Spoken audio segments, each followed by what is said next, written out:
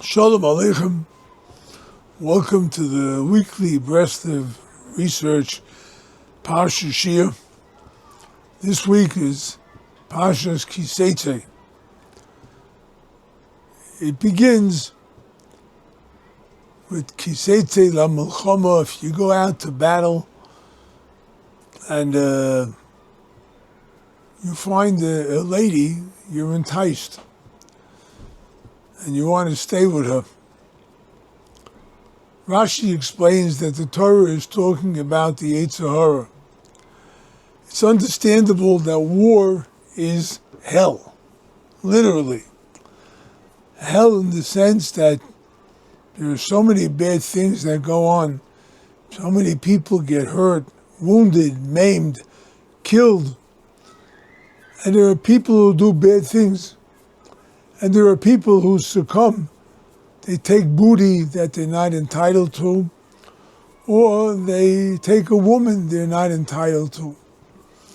So the Torah tells you that if you come across such a case, you can take her. But you got to bring her home, and you have to treat her in a certain manner in order that she has chance to mourn her family, and she has a chance to adapt to her current situation. You cannot treat her as garbage. You can't do that. The next part of the Parsha speaks about a person who has a child who he doesn't care for. It's been known to happen. There are some children who force that issue. There are some who it just works out that way. Parents have a favorite and whatnot. But if they have a child that's a child, even if you don't like them, you have to be able to make sure that when it comes to the inheritance, that they receive their intended portion, that they receive their rightful portion.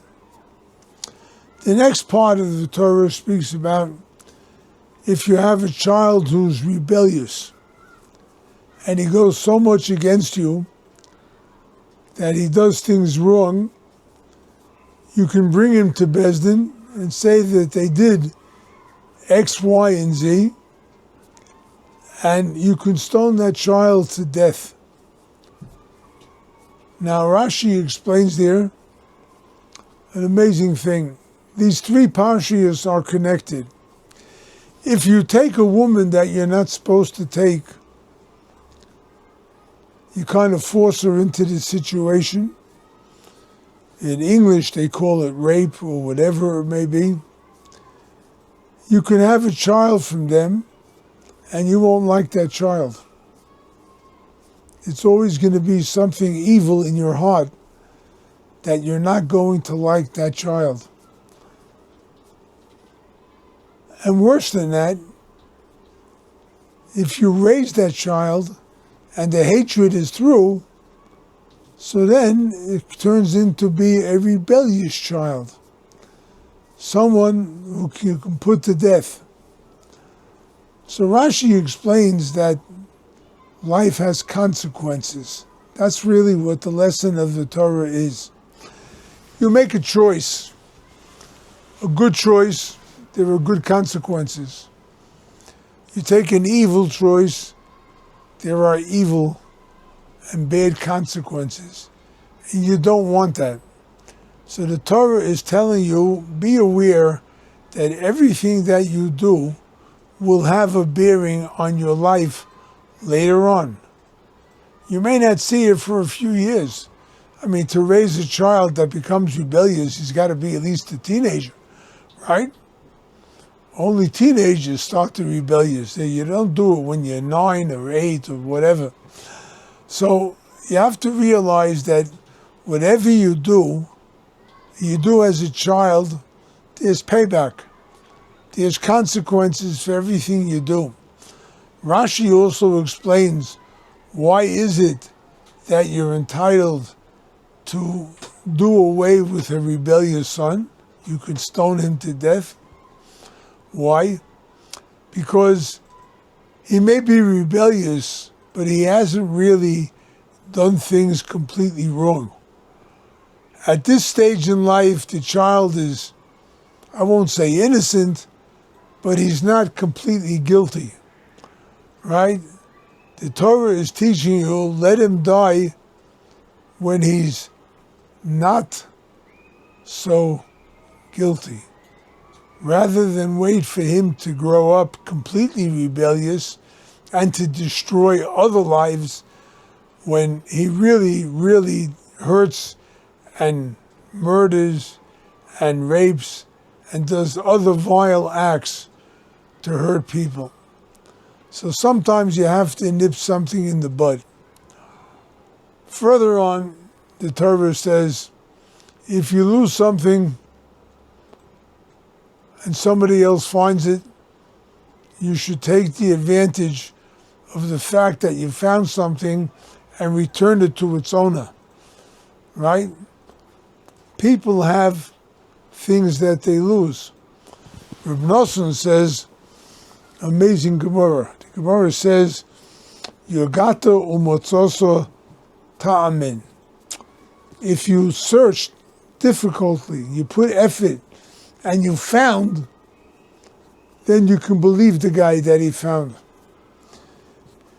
Yogata v'lo motzoso, olo yogata yomotzosi. Don't believe him.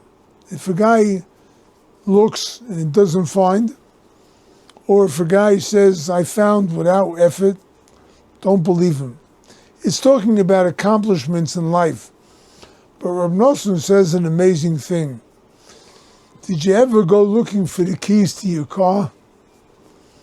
And while you're rummaging through the drawer, you find a number of other things that you forgot about completely.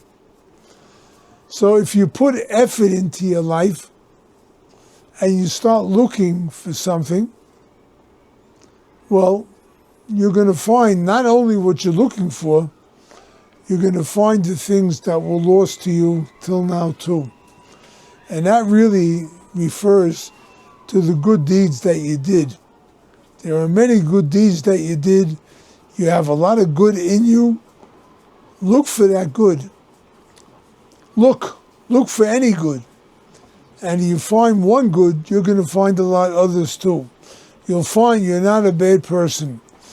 And therefore, you're going to find some good consequences.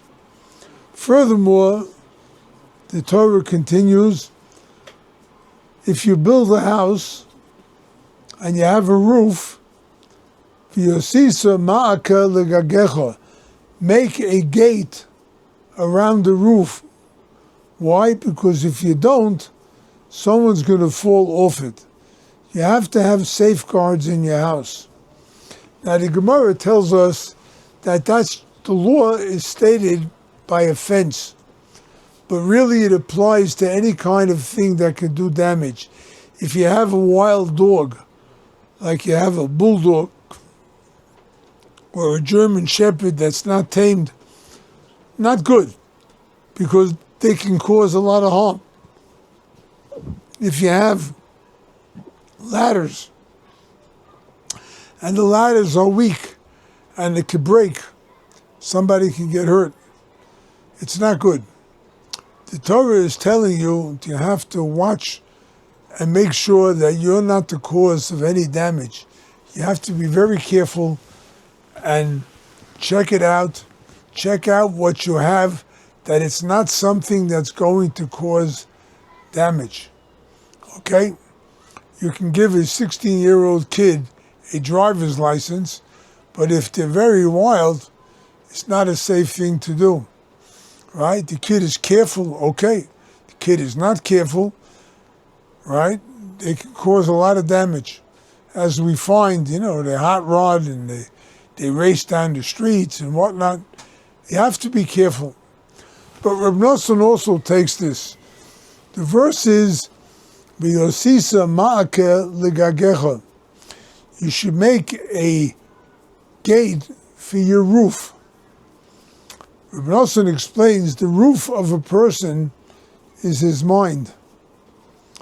And anything and everything that goes on in a person's life is always routed through the mind. The mind is what controls the body. The mind is what dictates to the body. The mind is where the thoughts of good deeds or otherwise originate. And you have to be very careful with what goes on in your mind.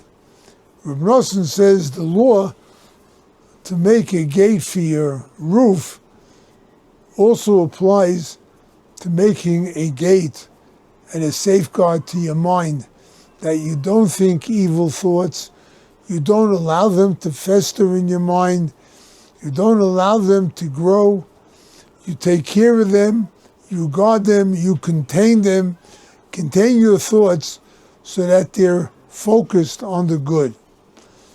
Those are some of the lessons that we have from this week's Parsha, because consequences. Rashi says on the law of making a fence, he says, the end of the verse says, Ki yipol hanoifel mimenu, the one who's going to fall will fall off your roof. Rashi explains the words, the way they are structured, teach us that a person may have punishment coming to him. He may have it. Ki yipol hanoifel mimenu, the one who's going to fall is going to fall off the roof. If you put a safeguard up, it won't be your roof that causes the damage. That's one of the most important things that we have to realize.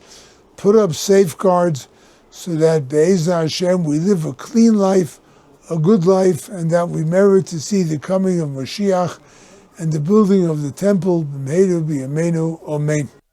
We want to thank you all for watching these videos. We hope it's helped you, the ideas of Rabbi Nachman, Rabbi Nosson, and it will enhance your Shabbos. You'll have something extra to talk about.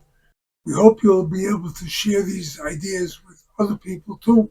And with that, we're going to see wonders upon wonders, how people's lives improve, and we have real reason to live, go forward with life, and to succeed in having a wonderful life. Amen.